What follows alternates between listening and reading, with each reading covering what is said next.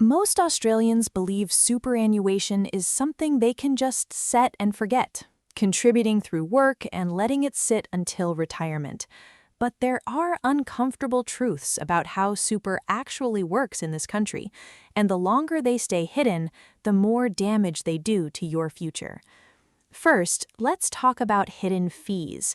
These aren't bank statement fees, they are baked into the fund's structure, draining your balance every single year, whether the fund performs well or not. ARPA data shows Australians in regulated funds paid over $12 billion in fees in a single year. A tiny difference between a 0.7% fee and a 1.2% fee might sound like nothing, but over a 40-year career, that gap can cost you more than $280,000 by the time you retire. Second is the myth of active management.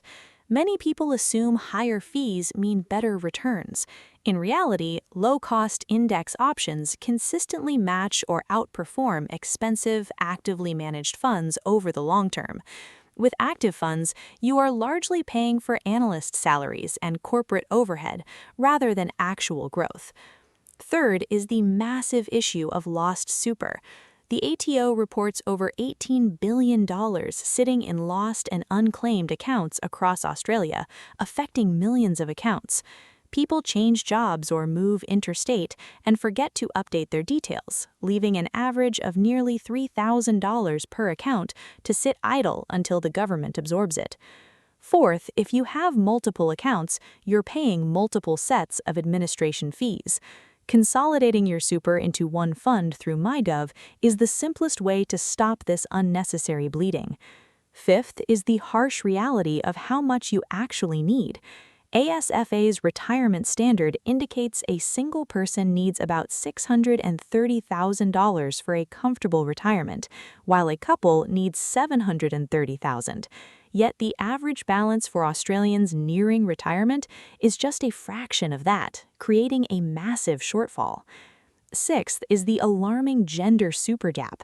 Women in Australia retire with roughly 25% less super than men.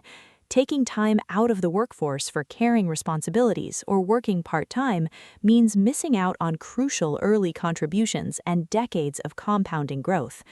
Seventh is the trap of default insurance. Most funds automatically include life and disability insurance, pulling the premiums directly from your balance. Australians pay billions annually for default cover they never actively chose, and for younger people or those with small balances, these premiums rapidly eat away at their savings. Compounding all of this are major system updates.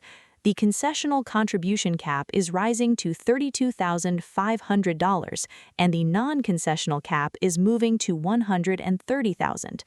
Crucially, Payday Super is kicking in, forcing employers to pay contributions with every pay cycle instead of quarterly, meaning your money starts compounding sooner and unpaid super is easier to spot.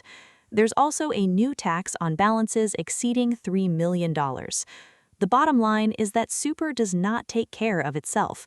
The fees you pay, the accounts you forgot, and the insurance you didn't choose all require your direct attention.